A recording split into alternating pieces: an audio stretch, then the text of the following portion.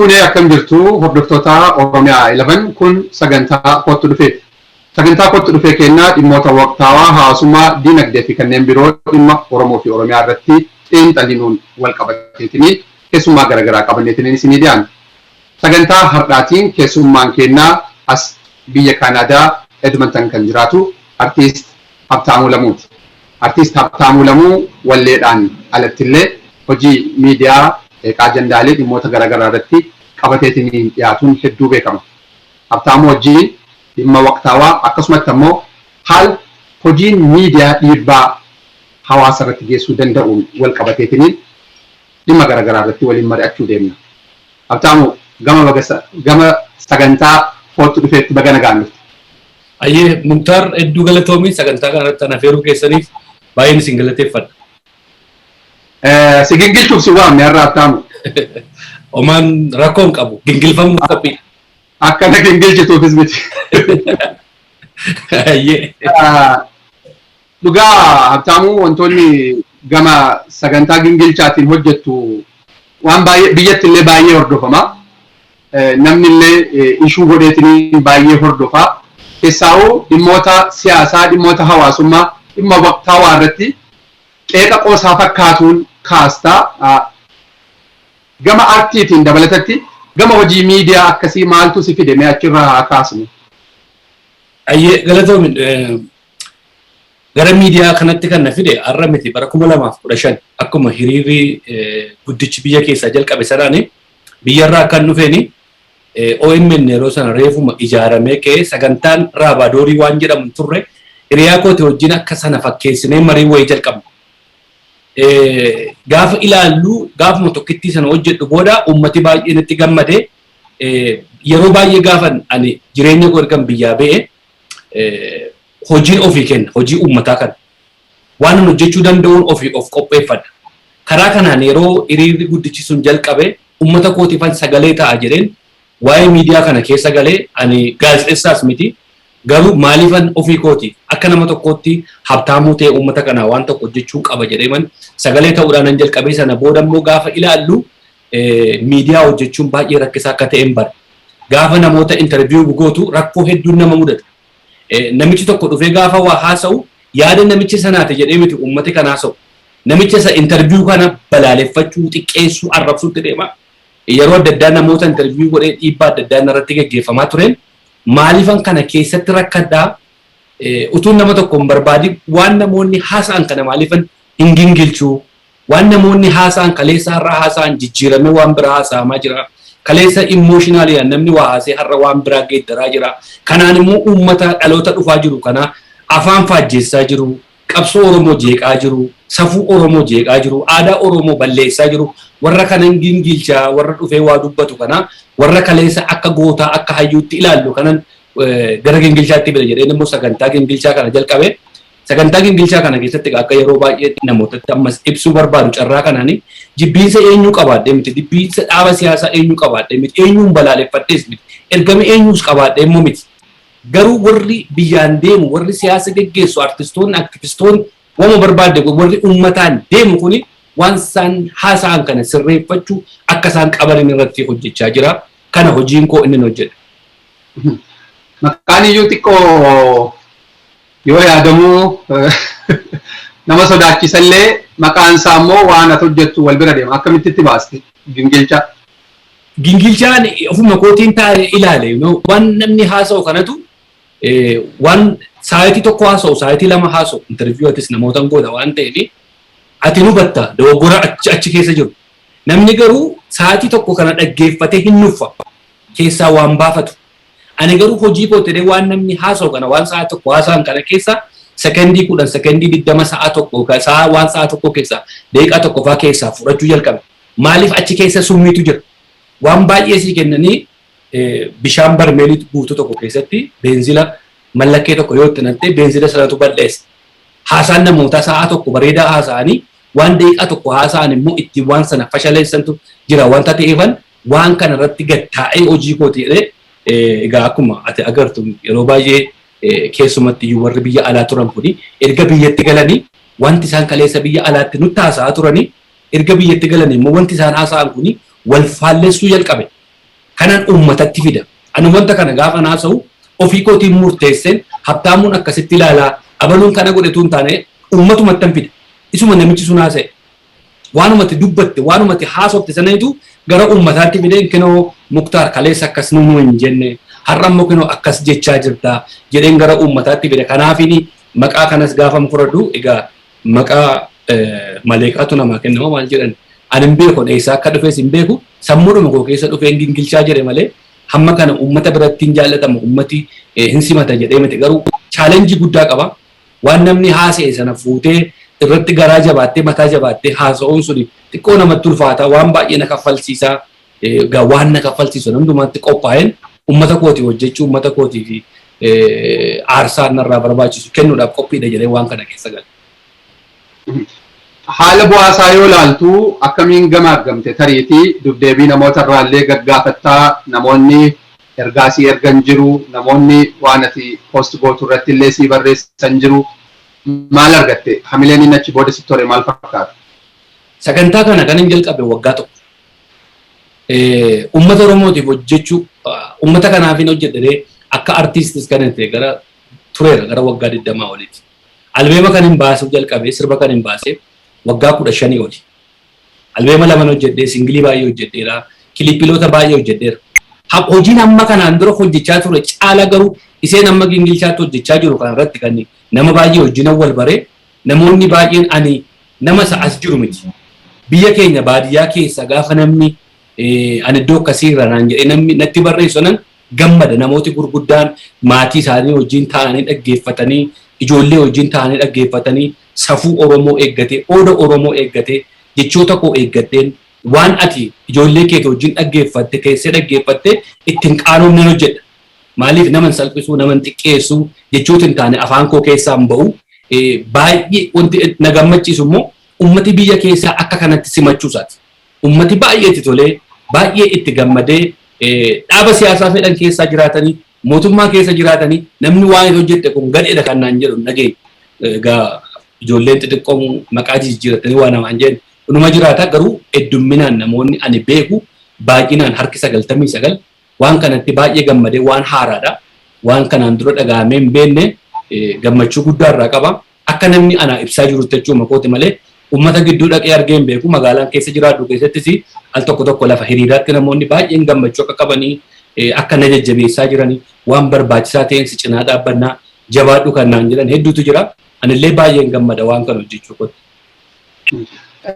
Hojii miidiyaa hojjechuun keessaa saba akka Oromoo saba bal'aa kanaaf baay'ee murteessaa fi barbaachisaadha.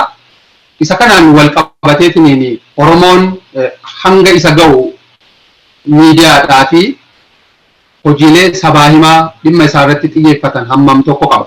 Hangumti jiruyyuu immoo hammam tokko himaatii jira jettee yaadda? Akka Oromootti miidiyaa qabna jedhee haasa'uun baay'een natti ulfaata. Akka Oromootti. Amma miidiyaan ammarra jiru kana Oromiyaa 11 haaraadha. Gana agarra. Kaayyoo isaas hojii isaas hin agarra. Miidiyaan Oromoo jiran hedduun isaanii garuu waan tokko jala deemu. Biyya keessas warri jiru, warri biyya alaas jiru kaayyoo irratti hundeeffaman qabu. Oromoodhaaf hundaa'ee kan akka Oromootti sammuu Oromoo hundumaa ija tokkoon ilaalee deemu jira Oromoo keessa jedhee fudhachuun natti ulfaata. Maaliif hundi isaa kaayyoo mataa isaatii fi sagantaa mataa isaatii qaba. Waan balaaleffatu qaba, waan deeggaru qaba. Miidiyaan Oromoo jiran hundi isaanii miidiyoota biyya keenya keessa jiran amma kana abashootaa kana yoo ilaalte wanta irratti walii galan tokko qabu. Akka sabaa isaanii akka sabummaa isaanii irratti sabummaa irratti walii galanii hojjetu. Politika adda addaa haa qabaatan malee akka Oromootti garuu yoo ilaalte maqaa miidiyaa dha'uun nan barbaachisu malee miidiyooleen sammuudhuma kee keessatti mee fudhadhuuti kaayyoo qabu waan leellifatan qabu. Isa kaan immoo namuma isaanii kan ala goomsan qabu. Nama interview akka ngoonee qabu artistii keessaa nama filatanii namni isaan dubbisantu jira. Warra dhaaba geggeessu keessaa namni isaan dubbisanii namni isaan hin dubbisnetu jira. Akka Oromootti ija tokkoon hin ilaalan. Akka Oromootti miidiyaa nu barbaachisa. Miidiyaa dhabiinsi keenya amma yoo biyya keessatti fudhatte dhumiinsa uummata walloo uummata sana makiinaa keessaa gadi fuudhanii morma akka qalan sana miidiyaan akka Oromootti dhaqee gabaasa hin jiru. Isa Oromoon dhume garuu akka waan sabni biraa dhumetti immoo miidiyaan gadduma keeyyuu sirkaa saamanii kan gabaafatutu jira. Iddoo adda addaa kana keessa miidiyaan biyya keessa jiru mootummaadhaaf hojjeta. kan biyya alaa jiru immoo waan biraaf hundi isaanii kaayyoo mataa isaanii qabu. Akka Oromootti giddu galeessa taa'ee miidhaan Oromoo akka miidhaa Oromooti jedhee gaarummaa jiru leellisee hammeenya jiru balaaleffatee kan dabarsaa jiru dhugaa an akka Habtaamuu Lamuutti waan jiru natti fakkaata. Ina garra immoo natti kana booda immoo yoo dhufe hin beeku. Yaa miidiyaaleen akkuma reef jette miidiyaaleen Habashaa keessaa Finfinnee fi giddu gala isaa yoo laalleetiin hin jenne miidiyaaleen maxxansaa guyyaa tokkotti maxxansa mata duree wal fakkaatu qabatanii ba'uu miidiyaaleen tamsaasa gara dambalii waanuma wal fakkaatu haasaa oolu ajandaa waliinii qabatanii akkasiin ummata isaanii irra dhaabbatu. Maaltu fala gama ajandaa waliiniitti dhufuudhaaf gidduu Oromootitti? Fedhii dhuunfaa keessaa ba'uudha. Fedhii dhuunfaa keessaa ba'uu dadhabne. Hundumtuun ofii isaa barbaada malee akka hawaasummaa Oromootti akka Oromootti yoo waliin deemne miidiyaan Oromoo saatalaayitii 24 qabu ofii isaatii sagantaa saayitii tokko saayitii lama duwwaa guyyaatti fida. Miidiyaan biraan garuu kan sagalee uummataa ta'anii fakkeenyaaf dingilchaa argiin jalqabe waaqayyoon isaaniif kennu kunoo warra gadaa bilisummaatu amma dhiyoo sagantaa isaanii kenne malee naafi waggaa 4 guutuu qilleensuma irratti naasaa ture. Miidiyaan carraasii kennu hin jiru. Miidiyaan kanuma isaa duwwaa barbaadaa jechuudha. Akka Oromootti yaaduu nu barbaachisa. Hundumtuu isaan ofii nama tokko ofii isaatii of mul'isuudhaaf dhaaba isaa mul'isuudhaaf politikaa isaa mul'isuudhaaf kan hojjetu malee akka Oromootti waaltee uummata Oromootiif hin hojjedhaa. Namni Oromoodhaaf hojjettan hundi keessan kottaa carraa isin ilaanna carraa kanatti gargaaramaa jedhee miidiyaan nu fuudhee deemu hin jiru. Ofummaa sana keessaa ba'utu nu barbaachisa. Uummata Oromootiif hojjechuudhaaf hundumtuun fedhii mataasaa, barcuma mataasaa, dantaa mataasaa, beekamtii mataasaa keessaa ba'uu qaba. Mee keessaa'u mata duree dhimma Oromoo mata duree belbeltuu yeroo baay'ee osoo xiyyeeffannaa hin godhin namni jarjarumaan bira darbutu jira. Namni jarjarumaan dagatamu seenaan baay'een akkasitti awwaalama. Waan yaadachuu deemnu tibba kana waggaa tokkoffaan artiist Haacaaluu Hundeessaa itti ajjeefame ga'uudhaaf ji'a tokko yeroo hin taane gidduu santuu dhihaataatiin jira. Akkuma beekamu ajjechaan artiist Haacaaluu qofa ajjeese osoo hin ta'in Oromoo dhaabbitti ajjeese jedhamee waan ibsamuu danda'amu hawaasa hamileen cabee baay'ee raafama guddaatullee uumame biyya san keessatti. Waan kana faamee akkamii yaadachuu deemna? Gaheen miidiyaa maal ta'uudha qabaata? Achirraa kaasnu. Gaheen miidiyaa beektaa silaa waan baay'ee taphachuu irratti hojjechuu qabna turre. Waan baay'ee taphachuu qabna turre. Garuu akkuma sila siisiin jedhee hundumtuun dantaa mataa isaatiiti kan inni ilaallatu. Waa'ee Haacaaluu akka kanatti yeroo gabaabduu gidduutti namni hundumaan callisee bira darbama waan jedhus fudhadhee hin beekan. Sammuun koo akkas nan fudhanne garuu akka Oromootti tokkoffaan kan gufuu nuti ta'e biyya alaa kanatti akkuma beektu dhukkubni kun akka nuti walitti hin qabamne akka nuti walitti qabne akka nuti waan adda addaa kanaan goone dhiibbaa guddaan nurraan ga'e. Kana jechuun waa'ee Haacaaluu irraanfannee dabarraa miti. Tokkoon keenya akka nama tokkootti dhuunfaa kootti waa'ee Haacaaluun nama tokko miti. Maal gochuun qaba waan jennu teenyee ofirratti anamma sagantaa kana jechuun ofimuuf hundi akkuma namoota agartu kana baagiraawundiin koo kara lammanu akka nama tokkootti akka hawaasaatti yoo gochuu dadhabne akka Habtaamuutti akka hayyuu tokko qaroo tokko goota tokko biraa dhabetti maal gochuun qaba waan jedhuun sagantaa koo kana keessatti always namni ana ilaalu dudduuba kootti immoo Haacaaluu arguu qaba waan jedhuuf kana godhadhe. Hayyoota baay'eetu wareegame hedduu dhume garuu kana Haacaaluu anaaf adda. Kanaafan yeroo baay'ee baagiraawundii koo kara lammanuu kan hin qabu artist Haacaaluu Hundeessaa sagantaa koo keessatti hojii koo keessatti seenaan isaa akka kanatti dhokatee darbuun qabu gingilchaa gaafa namni ilaalu isa ilaala.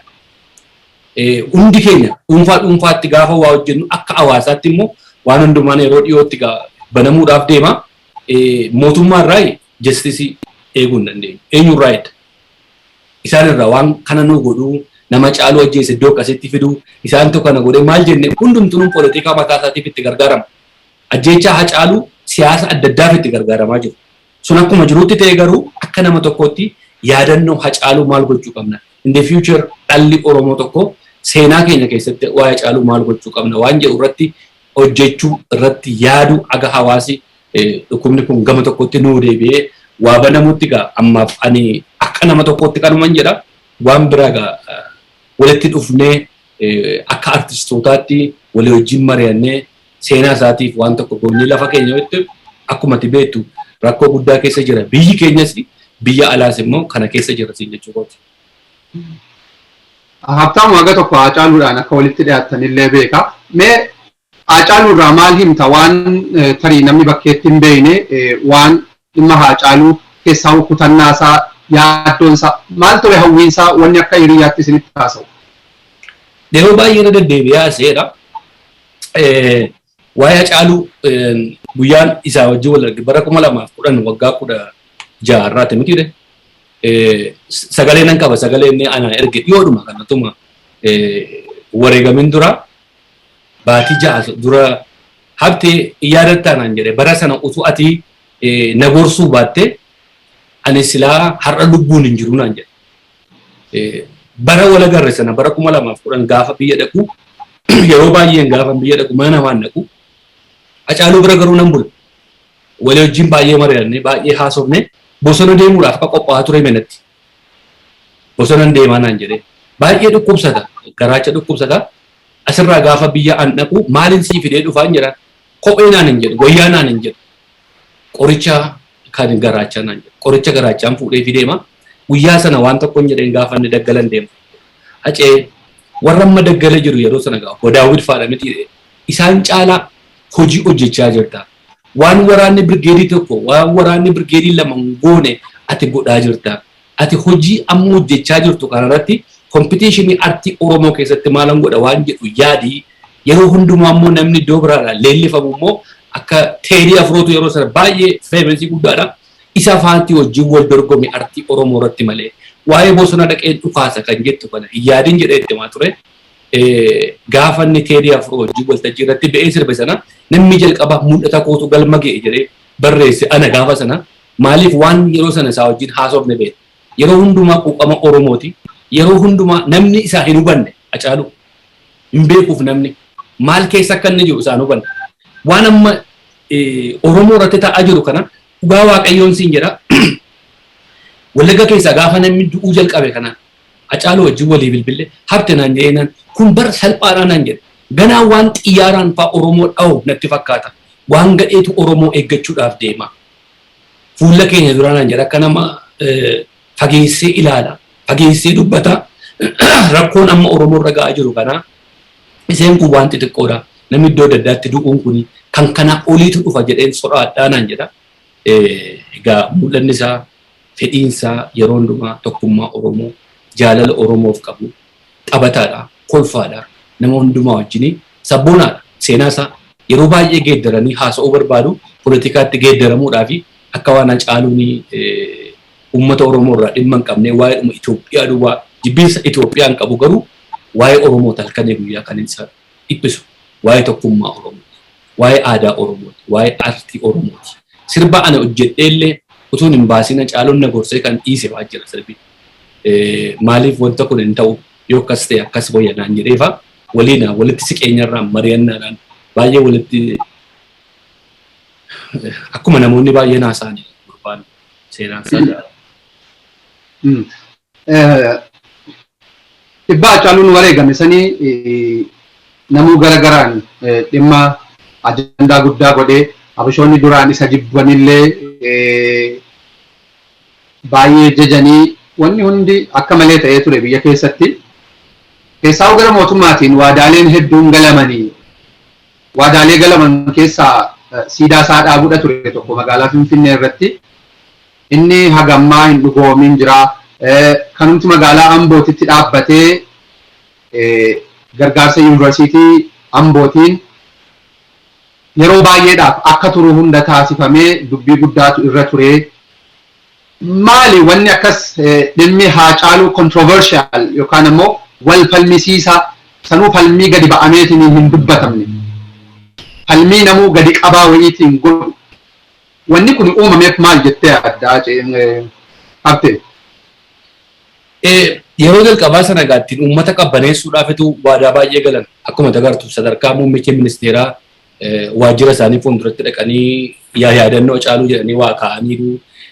በጣም የሚቀርበው ወዳጅ ጀደኒ ሳሳኒሩ አጫሉን ኩን አጫሉ ብራቱ ላይ ቻን ቶለ ነመታኮ uummata ittiin qabbaneessuudhaaf waan baay'ee eenyurraa waa'eedha.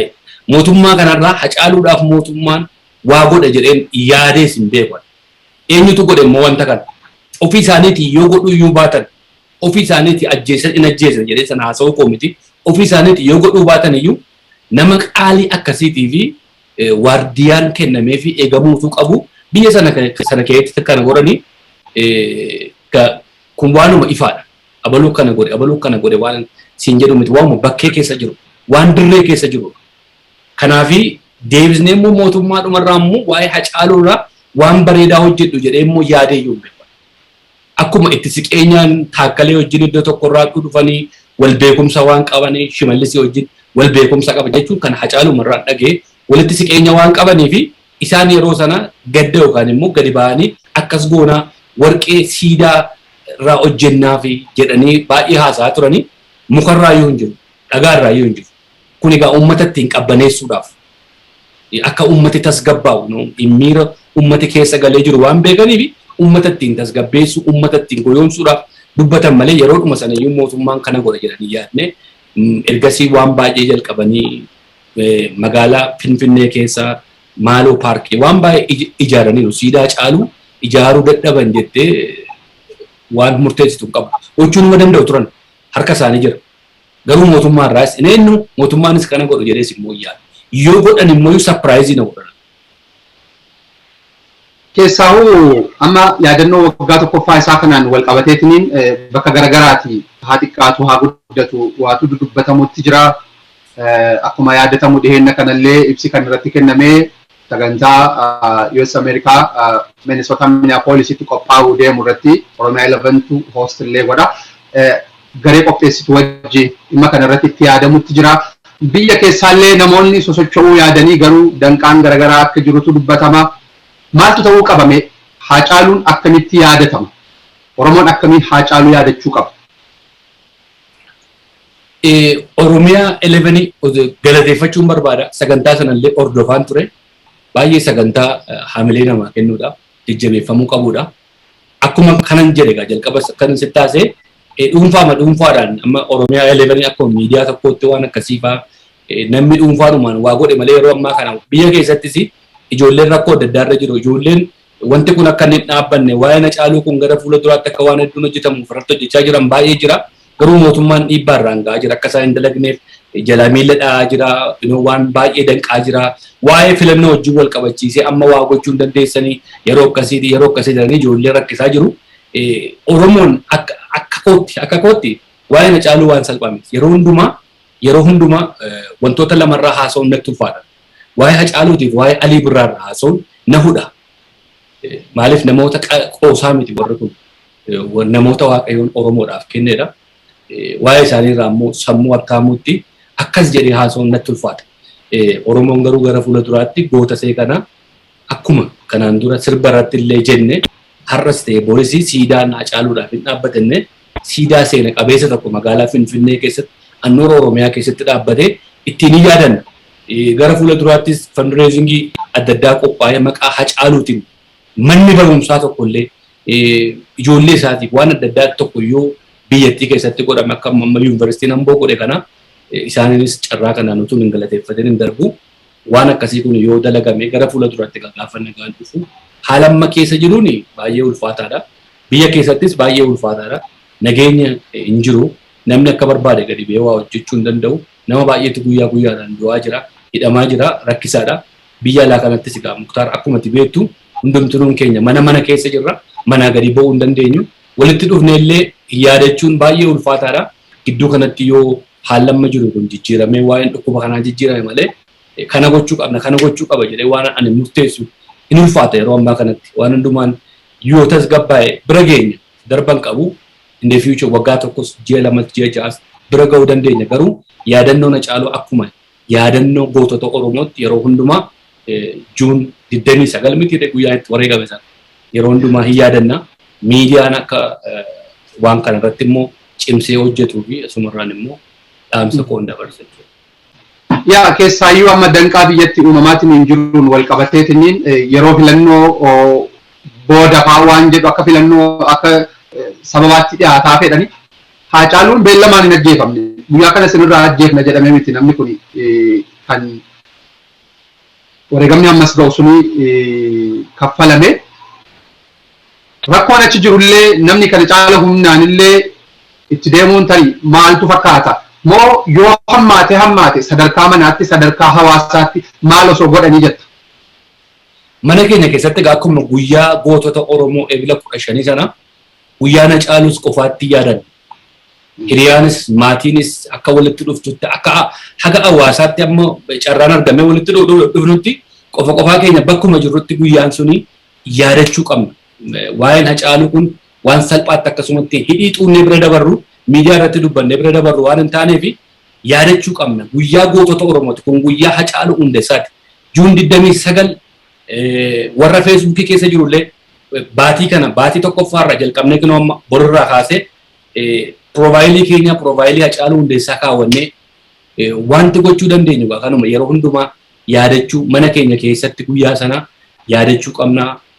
Feesbuukii keenya piroofaayilii isaatti geeddarannee Haacaaluun jireenya isaatiin min kan wareegame Oromoodhaaf wareegame Oromoodhaaf aarsaa kaffalame qaalluu Oromooti hayyuu Oromooti goota Oromoo dhabne waan ta'eef yaadachuu qabna. Always akkuma sila isiniin jedhe kana sagantaa kun hundaa keessatti yaadatama jedhe kana guyyaa sana immoo ispeeshaalii qofaatti immoo Haacaaluudhaaf guyyaa sana akka itti yaadannu barbaada. Kanas immoo hiriyoota kootiif daawwattoota Gingilchaatiif daawwattoota Oromiyaa 11tiif illee dhaamsa qoosumarraan dabarsuu barbaada.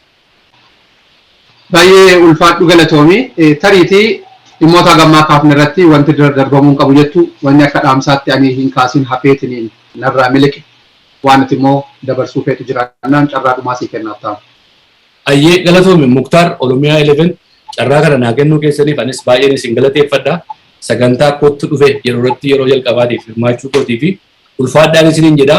Waa'een Haacaaluuti asirratti egaa sagantaan nama lama taanellee kan affeeramne namni carraan intarneetii tura akkasii namni tokko qofaa kun haasa'a jedhee waan dhumne akkuma isiniin jedhe waa'ee Haacaaluu haasa'uu nahudha. Baay'ee haasa'uu hin danda'u. Garuu yaadachuu qabna. Always Haacaaluun anaaf wareegame, isiniif wareegame, hunda keenyaaf wareegame, Oromiyaaf wareegamne waan goonu waan biraan tokko hin jiru. Guyyaa isaa kana hin yaadannaa. Goota keenya hin dhaadannaa.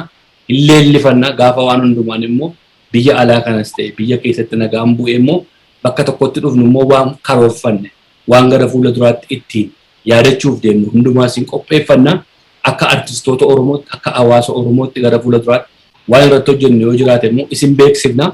Kanaaf dhaamsi koo asumarraan piroofaayilii keessan yaadannoo Haacaaluu Hundeessaa godhachuudhaan akka yaadattan kabajaadhaan isin gaafadha.